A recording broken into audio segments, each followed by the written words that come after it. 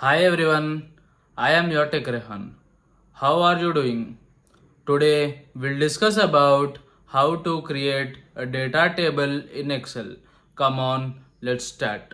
So guys, here I have a table where rate is 1000 and if I purchase a quantity of 10, then I am eligible for the discount of 10%.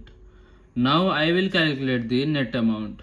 So equal to the rate into the quantity into open the bracket 1 minus the discount, enter it. Here if I have a discount of 10%, then I have to pay 9000. Now I want to calculate the net amount for these discounts. So first select the table,